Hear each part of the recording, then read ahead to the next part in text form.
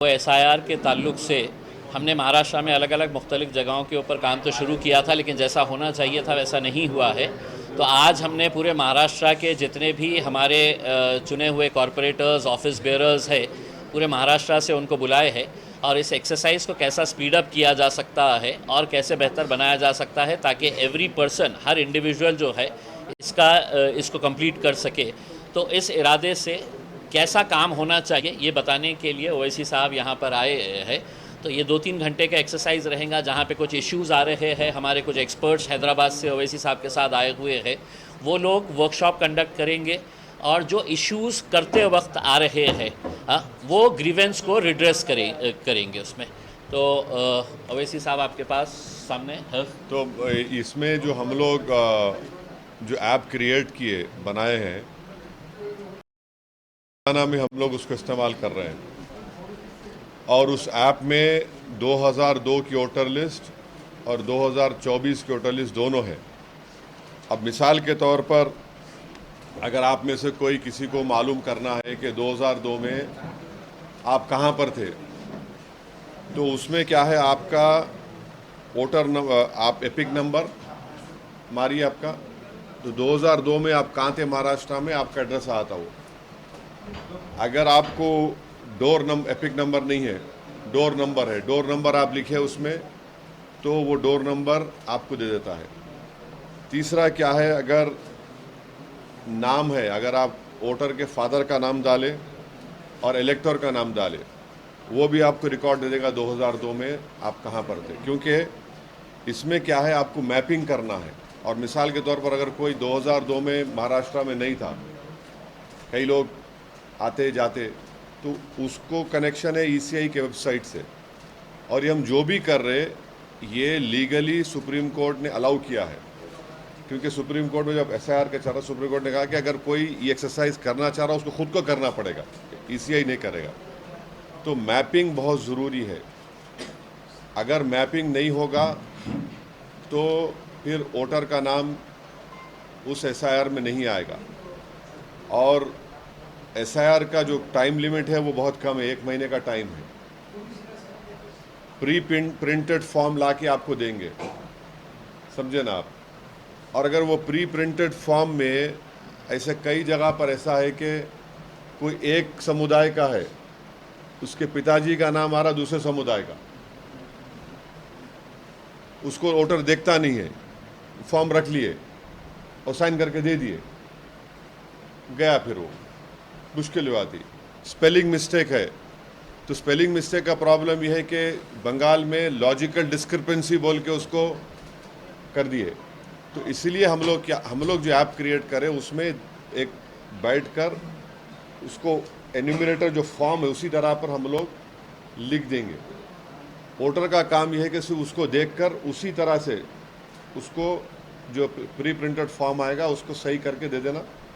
और दूसरा क्या है कि उसमें एक सेक्शन है, अगर आपका नाम नहीं है 2002 में, नहीं है, मतलब 2024 में आपका नाम है, तो मैपिंग कैसे करेंगे आप करेंगे अपने फादर मदर से करेंगे, या आपके ग्रैंडफादर ग्रैंड मदर उससे करेंगे, तो उनका नाम से लेके मैपिंग उसका भी अलग से उस फॉर्म में लिखा हुआ है। अगर आपका नाम है तो 2002 में नाम है, ये जगह पे नाम था, ये फुला है। तो ये ऐप हम लोग क्रिएट करें जिसमें पूरे महाराष्ट्र के 280 असेंबली कॉन्स्टिट्यूंसीज़ का 2002 का 2024 का रिकॉर्ड है।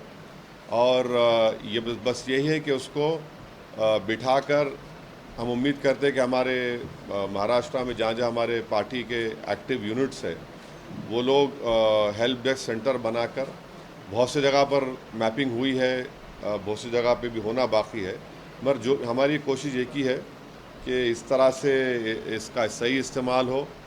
और क्योंकि आप जानते हैं कि बंगाल में जो 27 लाख लोगों के नाम एजुकेशन लिस्ट में थे, 27 लाख, उसमें 90% मुसलमानों के नाम थे। 27 लाख एजुकेशन लिस्ट में 90% करीब मुसलमान, 97% करीब मुसलमान के नाम थे। तो इसीलिए हम ये चाह रहे कि इसका वोटर इस्तेमाल करें। और स्पेलिंग मिस्टेक भी आई तो फिर वो मुश्किल हो जाता है। तो इसलिए हम उम्मीद करते कि जहाँ जहाँ एमआईएम के हेल्प डेस्क सेंटर बनाए जाएंगे एसआईआर के, हम अपील कर रहे हैं तमाम वोटर्स से, और ख़ास तौर से वीकर सेक्शन के मार्जिनलाइज कम्युनिटीज़ जो है, मुस्लिम माइनॉरिटी हो, बुद्धिस्ट माइनॉरिटी हो, क्रिश्चियन माइनॉरिटी हो, या हमारे दलित भाई हो, आदिवासी भाई बहन हो, या जनरल जो भी हो, वो आकर इससे आप लोग चेक कर सकते, देख सकते। ये सबके लिए ओपन है। मकसद एक ही है कि जो जेन्यून वोटर है उसका नाम किसी बिना पर डिलीट ना हो जाए या उसका इंक्लूजन से रोका जाए। इस मकसद के तहत हम लोग ये ऐप बनाए हैं, और आज हमारे पार्टी मीटिंग में उसका एक पूरा प्रेजेंटेशन होगा। किसी के पास कोई सवालात होंगे उसका भी हम जवाब देंगे, और फिर वो ऐप हम लोग हमारे पार्टी के तमाम ज़िम्मेदारों को, एंड्रॉयड बेस्ड ऐप है वो, उसको फ्रीली वो लोग अपने फ़ोन में डाल कर भी वो लोग चेक कर सकते और उस पर काम कर सकते।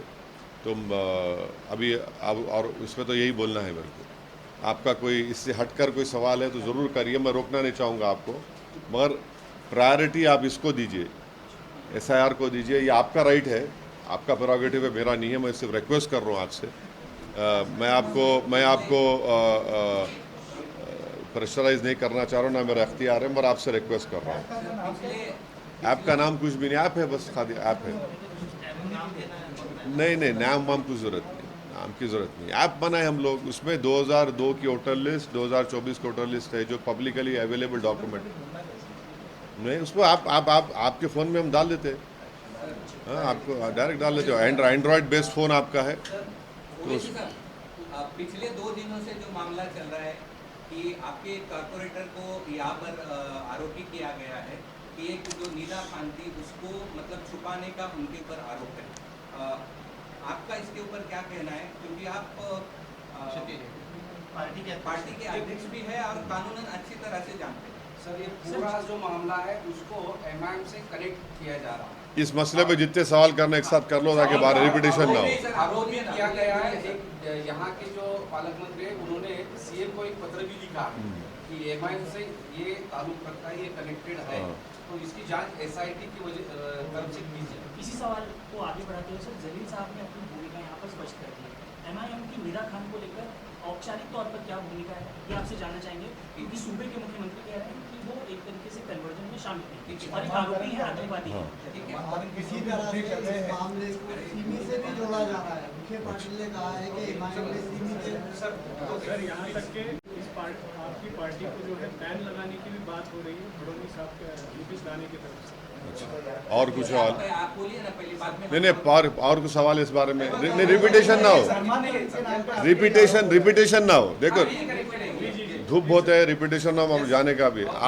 तो 5 सवालात है इसके ऊपर। सबसे पहला बात यह है कि टीसीएस का स्टेटमेंट आपने देखा होगा कि उस लड़की का ताल्लुक एचआर से, ना वो एचआर में काम करती थी, ना एचआर डिपार्टमेंट। टीसीएस का स्टेटमेंट है, मेरा नहीं है।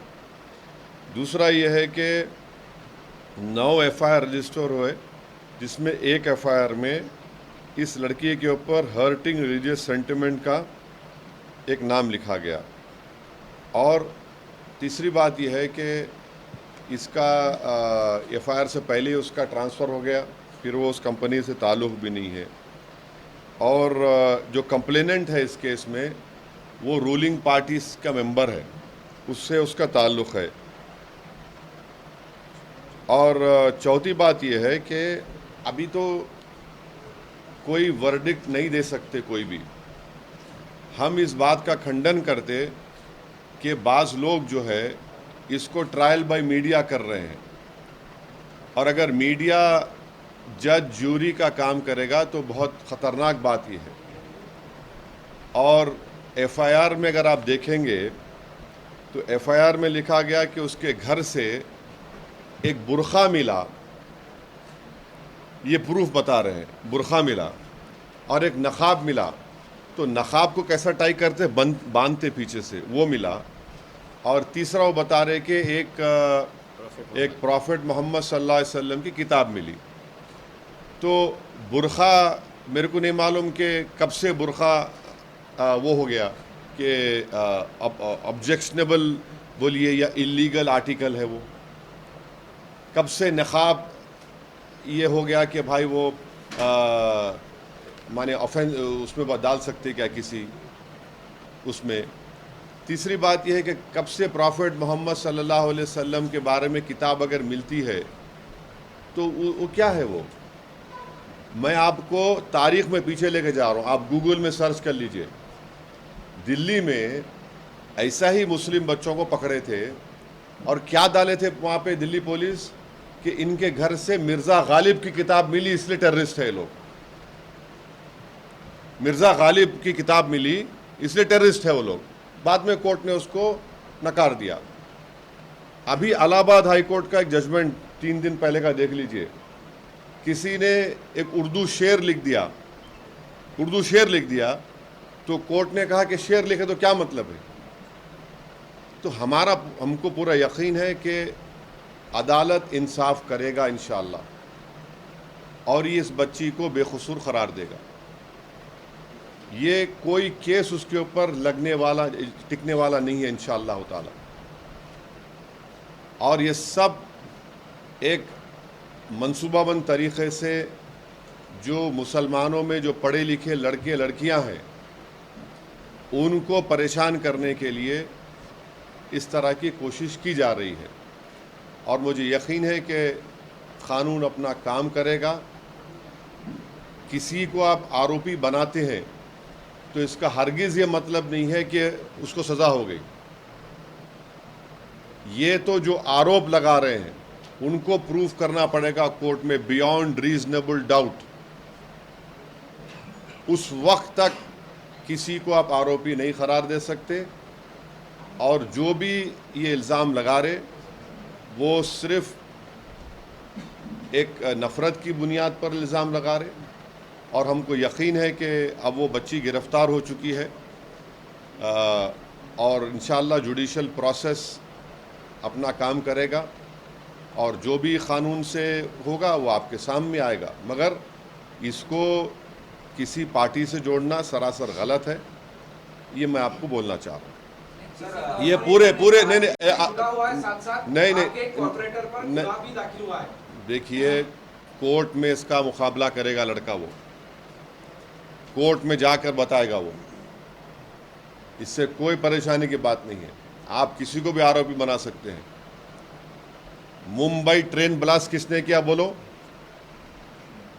किसने किया बताओ? कितने 80 लोग कितने ज़्यादा मारे गए? आज तक वो परिवार तड़प रहा है, चाहे हिंदू मुसलमान कोई हो। मालेगांव ब्लास्ट किसने किया बताओ? दोनों ब्लास्ट आज तक वो परिवार तड़प रहे हैं। जो लोग 8-8 साल 5-5 साल जेल में सड़ गए, जिनके लोग मारे गए, ना उनको इंसाफ मिला। जिनको पकड़कर जेल में डाले उनको इंसाफ मिला।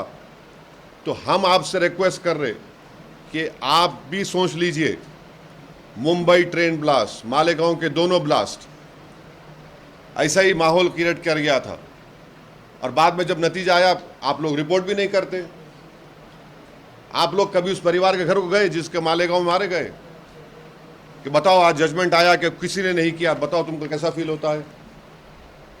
आपने कभी मुंबई ट्रेन ब्लास्ट के जो लोग मारे गए, जिसमें हमारे बड़ी तादाद में हमारे हिंदू भाई बहन थे, उनके घर गए आप लोग? पूछा आपने? यानी आपने जो लोग इल्ज़ाम लगा रहे कि भाई आज कोर्ट का जजमेंट आया, फिर वो परिवार का क्लोजर ही नहीं हुआ। इसीलिए हम आपसे रिक्वेस्ट कर रहे हैं कि इतना उछल कूद मत करो। वो अंग्रेजी में कहावत है जैक इन द बॉक्स।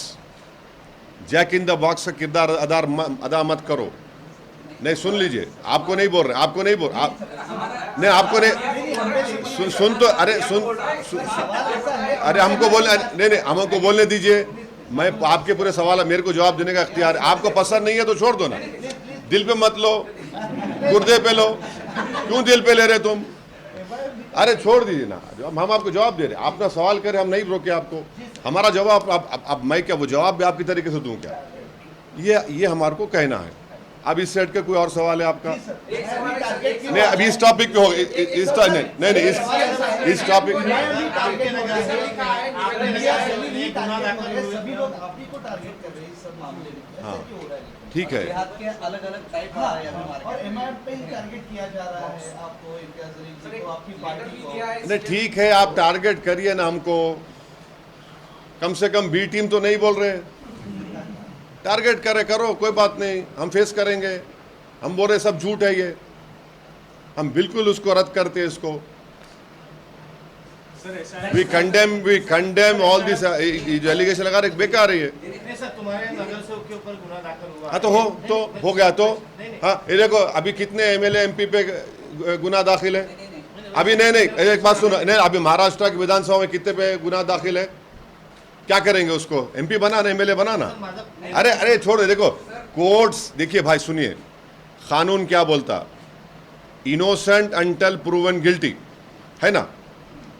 रुक जाइए, अब आप ना, नहीं रुक जाइए, नहीं रुक जाइए, हमको कोर्ट पे भरोसा है, हमको कानून भरोसा है, हम कानून उसको सब बता देगा, दूध का दूध पानी का पानी हो जाएगा। ये क्या है भाई, एक माहौल बनाना, 6 बजे ओ ब्रेकिंग न्यूज, हाँ 8 बजे ब्रेकिंग न्यूज, 9 बजे ब्रेकिंग न्यूज, 10 बजे ब्रेकिंग न्यूज, बाद में फूस हो जाता पूरा। हम आपको एग्जाम्पल दे रहे, ट्रेन ब्लास्ट में क्या हुआ, हम आपको एग्जाम्पल दे रहे मालेगांव के 2 ब्लास्ट में क्या हुआ, उन जो परिवार मारे गए उनका क्या हुआ, जो परिवार को जस्टिस नहीं। इसीलिए हम आपको बोल रहे हैं कि ये जो ट्रायल बाय मीडिया चलाने की कोशिश की जा रही है, it will not serve the purpose of actual justice, and justice should be done, it should seen to be done. How can one form an opinion? तो courts will decide, and I am telling you on the basis of the FIR only. The FIR says that they found one burqa. What does that prove? Every Muslim household will have this. Every Muslim household will have a book called Quran Sharif, will have a book called Hadith Sharif, will have a book on Prophet Muhammad sallallahu alaihi wasallam. How is it that you're taking? आप एक सुनिए हमारी बात. This is very objectionable. और आप बोल रहे ये हुआ, अरे भाई किसी पे केस बुक हुआ, ठीक है, कोर्ट करेगा ना। अगर आपको जो कोई बोल दिया, ऐसा बोला, उस पर कैसा होगा बताइए? जिंदगियां खराब हो गए। सुनिए आप एक बात, अगर आपको जस्टिस चाहिए तो ट्रायल बाय मीडिया मत करिए। कई लोगों की जिंदगियां बर्बाद हो गए मुंबई वो ट्रेन ब्लास्ट में, मालेगांव में, दिल्ली में 8-8 साल बच्चे जेल में रह के आए, कुछ नहीं निकला बोल रहा हूं मैं आपको। दिल्ली राइट्स में लोग निकल गए, कुछ नहीं निकला। और जब कोर्ट अपना वर्डिक्ट प्रोनाउंस करता तो आप लोग, खासतौर से आपसे शिकायत है मेरे को, आप लोग रहते ही नहीं वहां पर। और दूसरी चीज क्या है, सुनिए, हैदराबाद का एक बच्चा है, उसमें एक मोहतरमा है, हाँ वो मोहतरमा जो है किसी जमाने में हमारे बीजेपी और नाम न खोलो, उन्हें बड़े करीब थे, उनका इंटरव्यू लिए बड़े बड़े लोगों का उनके। आप बताइए कि हसन सिद्दीकी को आप ट्वीट किए, आप एक्स पर डाले, ये बच्चा उसको रीट्वीट करा, चंडीगढ़ की पुलिस जाके जेल में डाल दी, जेल में डाल दिए। भाई क्या है ये? जो लिखा ऑब्जेक्शनेबल, जो लिखा है नहीं लिखा वो अलग, उसको नहीं पकड़ रहे। वो बच्चा बेचारा हैदराबाद से उठा के चंडीगढ़ में जेल में डाल दिया उसको। क्या हो रहा है भाई ये? अब बस देखिए आप तमाम ने मेरे से वादा किया था। नहीं एक भी नहीं, दो भी नहीं, एक भी नहीं दो। एक बात छुपा रहे एफआईआर में कि उसमें कुछ व्हाट्सएप चैट भी आए थे। एक और दूसरा उसमें सवाल ऐसा है कि आप लोग अभी खड़ा रहे। एक मिनट ठहरे। व्हाट्सएप चैट क्या मतलब? नहीं व्हाट्सएप नहीं आप एक मिनट ठहरिए, मैं सुन रहा हूं। नहीं आप ठहरिए एक मिनट, मैं एक बात करेंगे। आप बोल रहे व्हाट्सएप चैट पे सजा हो सकती, आप बोल रहे, आप बोलिए ऑन रिकॉर्ड। आप नहीं आपको जो लिख के दे रहे ना, उनको दिमाग समझाइए, उनको खान सुनो, मेरी बात सुनो।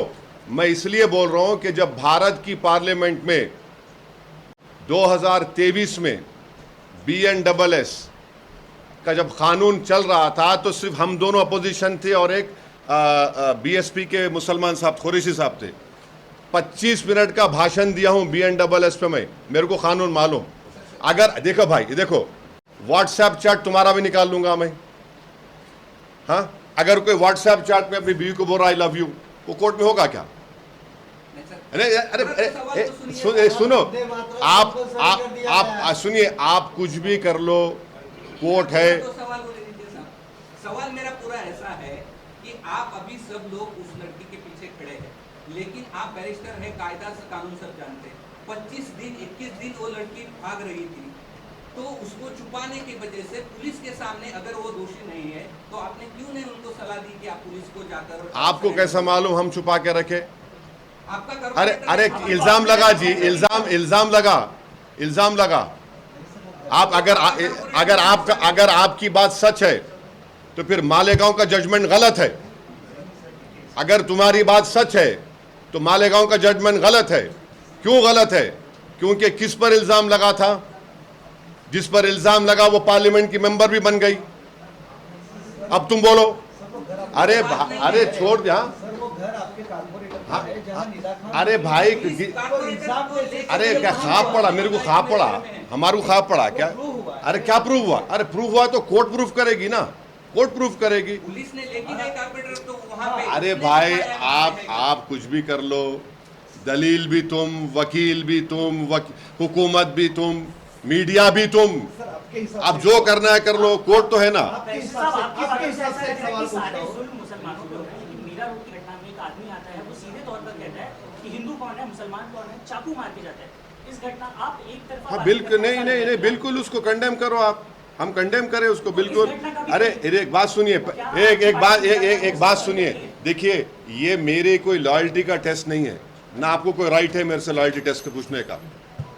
पहलगाम का हुआ तो सबसे पहले मैं खड़े होकर कंडेम किया हूं।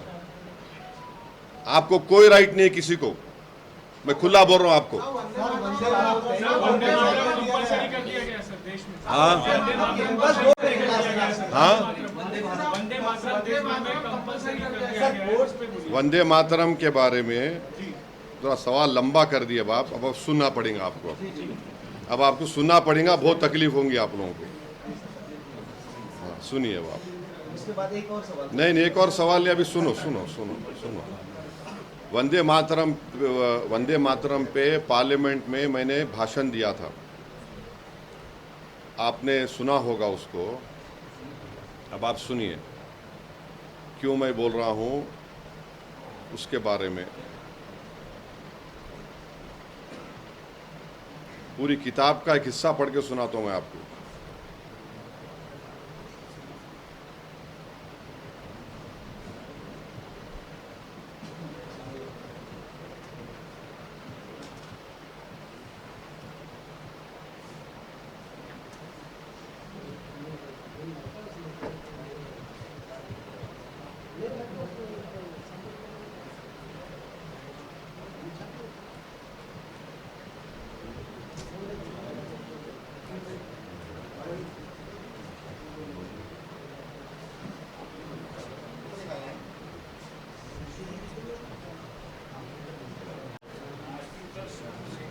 अब आप सुनिए, रविंद्रनाथ टैगोर का लेटर है। किसको लेटर है? नेताजी सुभाष चंद्र बोस को। अब नेताजी सुभाष चंद्र बोस और रविंद्रनाथ टैगोर की आज हम जयंती भी है उनकी। ये लोग जो प्रेजेंट गवर्नमेंट से बड़े हैं या वो बड़े हैं, वो आप पे छोड़ता हूँ मैं। उसमें उस लेटर में सेकंड पैराग्राफ में टैगोर लिख रहे हैं, the core of Vande Mataram is a hymn to goddess Durga. This is so plain that there can be no debate about it. Of course, Bankim Chandra does show Durga to be inseparably united with the Bengal then, but no Musalman can be expected patriotically to worship the 10-handed deity as Swades. ये second paragraph है उस letter का जो रविंद्रनाथ टैगोर ने लिखा है। अब रविंद्रनाथ टैगोर की से ज़्यादा अक्लमंद ज़्यादा दूरंदेश, ज़्यादा इंटेग्रिटी का वाला अगर कोई आप में से या सुनने वालों में सरकार में है तो अलग बात है। फिर सुनिए, थर्ड पैराग्राफ में क्या लिखा गया ये। अच्छा, ये मैं कहाँ से कोट कर रहा हूँ वो भी लिख लो आप। Letter number 314, selected letters of Rabindranath Tagore, edited by K Dutta and Robinson, Cambridge University Press, 1997। और लास्ट पैराग्राफ में गुरुदेव लिखते हैं, this year many of the special puja numbers of magazines have quoted verses from Vande Mataram prove that the editors take the song to be a hymn to Durga. The novel Anand Mat is a work of literature and so the song is inappropriate in it. फिर सुनिए, ये important आपके लिए। The parliament is a place of union for all religious groups and there the song cannot be appropriate. When Bengali Musalman show signs of stubborn fanatism, we regard this as intolerable. When we too copy them and make unreasonable demands, it will be self-defeating. ये रविंद्रनाथ टैगोर ने ये letter लिखा था। अब आपको मैं अगर कोई इसमें, अब वो आनंद मठ पढ़े, आप किताब पढ़े आनंद मठ कभी आप लोग? चलिए मैं आपको बता रहा हूँ, इसमें आनंद मठ मैगजीन में जो एंटी मुस्लिम जो चीज़ें लिखी गई हैं वो अगर आप पढ़ेंगे तो आपका चैनल भी कैरी नहीं करेगा। क्या इसमें इतने एंटी मुस्लिम चीज़ें लिखी गई हैं। आपको खाली एक पढ़ के सुनाता हूँ आपको। Bankim quotes a children who wish that a day would come when we shall be able to break the mosque to raise the temples Radha Madhav in its place. ये आनंद मठ मैगजीन में है। अच्छा, फिर और एक सुनिए जो आपको बहुत तकलीफ हो जाएंगी माने सुनने वालों को।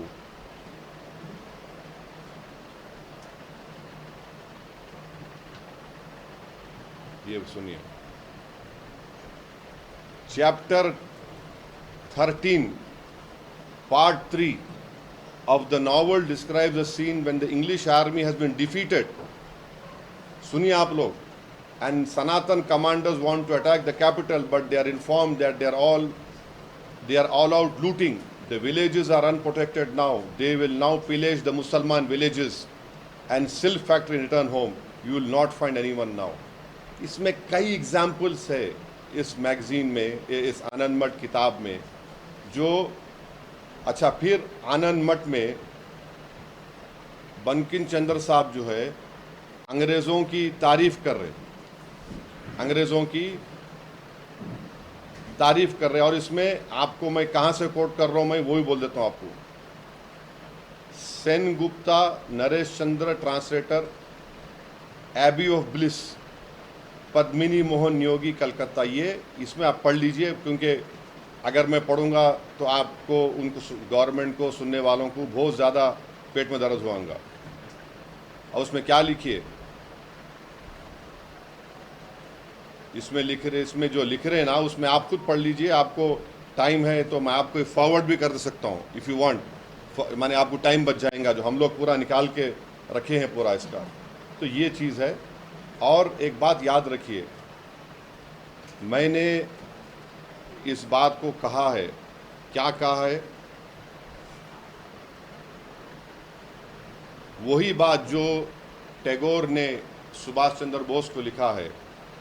जनगण मना जो है इंडिया को सेलिब्रेट करता, वो किसी एक रिलीजन की बात नहीं करता। और प्रियम्बल ऑफ द कॉन्स्टिट्यूशन क्या है, पढ़े आप लोग प्रियम्बल को। We the people of India, वो क्या प्रॉमिस करता है जो बाबा साहब अम्बेडकर ने लिखा, liberty of thought, expression, belief, faith and worship. और जो फर्स्ट प्रोविजन है हमारे कॉन्स्टिट्यूशन का आर्टिकल 1, वो क्या बोलता है, describes India that is Bharat as union of states. अच्छा, फिर तीसरा सुन लीजिए, जब संविधान बन रहा था हमारा, बाद संविधान सभा में बाद मेंबर थे जो ये बोल रहे थे कि प्रियम्बल को शुरू होगा किसी देवी या गॉडेस के नाम से, और उस वक्त वो बोले थे वंदे मातरम शुरू करो, ये प्रियम्बल बनाते वक्त। और जब प्रियम्बल सभा में जो लोग बैठे थे हम उनको क्या बोलते, हमारे फोर फादर्स बोलते। उनकी अकल, उनका इस देश से देशभक्ति, मोहब्बत नरेंद्र मोदी आरएसएस से बढ़ के थी और हमसे भी बढ़ के थी। क्या कहा, वो फेल हो गया, वो हार गए वो लोग। बास क्या चाहते थे कि in the name of God, वो भी हार गए। बास बोले कि नहीं, replace it's citizen with her citizens. पूरे अमेंडमेंट डिफीट हो गए, 3 अमेंडमेंट जो हमारे संविधान बना रहे थे। तो इंडिया क्या है, दैट इज भारत। भारत क्या है, उसकी जनता। ये देश का नाम किसी देवी देवता के नाम से नहीं है ना, ये कोई किसी समुदाय के नाम पे तो नहीं चलता है। ये देश का कोई रिलीजन नहीं है, ये देश तमाम रिलीजन को मानता भी है और ये देश उनको ही मानता जो किसी भगवान खुदा अल्लाह को नहीं मानते। इसकी खूबसूरती ये है। आपके सवाल का जवाब ये है, लॉ की किताब उठाइए, लॉज की। एनपीआर एनआरसी जो होगा वो एमएचए करेगा, मगर इसको आपने जोड़ दिया ये एसआईआर को सिटीजनशिप से। ये है भी नहीं। लाल साहब का एक केस है बॉम्बे का, उसमें सुप्रीम कोर्ट का जजमेंट है, उसको नहीं जोड़ सकते बोल के आप। अब वो केस भी याद नहीं आ, नाम याद नहीं आ रहा। वो मुंबई में ऐसा ही हुआ था, किसी मुसलमान साहब का नाम का था, वो सुप्रीम कोर्ट का जजमेंट है उसमें।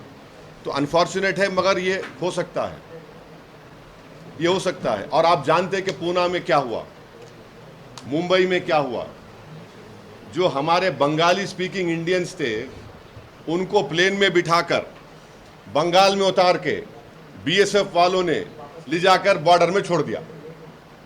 और फिर आप ये भी जानते कि आसाम के मुख्यमंत्री भारत के अभी डीज्योर या डिफैक्टो नहीं मालूम, दोनों में से एक, वो फॉरेन मिनिस्टर बने हुए हैं। उन्होंने एक चैनल को इंटरव्यू देते हुए कहा, कौन सा चैनल है जो तुम सवाल कर रहे थे ना, तुम्हारे चैनल को बोला, हाँ नाम नहीं लूंगा, उस चैनल को बोला कि हम तो रात के अंधेरे में 1000 लोगों को छोड़ के आ गए और बांग्लादेश के गवर्नमेंट ने हमारे एम्बेसडर को बुला लिया। ये क्या बोल रहा है, आप रात के अंधेरे में छोड़ दिली जाके, और वो वापिस आ गया। तो इसलिए एसआईआर बहुत ये सिर्फ वोट डालने का नहीं है, ये आप अनफॉर्चुनेटली गलत है, ये सिटीजनशिप से उसको जोड़ रहे। तो हम उम्मीद करते हैं कि महाराष्ट्र की जनता, एमआईएम पार्टी जो ऐप क्रिएट करी, इससे फ़ायदा उठाएंगे, अपने नामों का सही इंक्लूजन करवाएंगे। और हम उम्मीद करते कि हमको क्रिटिसाइज़ करिए, हमको आपका राइट है, मगर इसको राइट वे में सोचिए। ये ऐप है जिसमें 2002 की वोटर लिस्ट में जिसका नाम है वो है, 2024 का नाम है, और जैसा मैंने कहा कि एपिक नंबर से, इलेक्टर के नाम से, उनके फादर के नाम से ये तमाम चीज़ें निकल के आएगी। 5-6 मिनट में मैपिंग हो जाएगी आपकी। और मैं रिक्वेस्ट करूंगा कि इम्तियाज़ जलील साहब जब ये एसआईआर का ये शुरू करेंगे, और एक काम कर सकते अपन, आप लोग आते नहीं आते नहीं मालूम, आप लोग 5 बजे हमारे दारुस्सलाम पे आ जाओ। आप लोग जो औरंगाबाद के, आपका नाम बोलो, हम आपको वहीं खटाखट बता दें, आपको बताते आप क्या है ये। हाँ डेमो करेंगे, आपके नाम के साथ। और आपका नाम 2002 में नहीं है तो फिर ब्रेकिंग न्यूज़ नहीं होना है, मजाक करो। तो 5 बजे आ जाइए आप लोग, हम आपको उसका डेमो दिखा देंगे। सवालात हो गए ना पूरे। Thank you.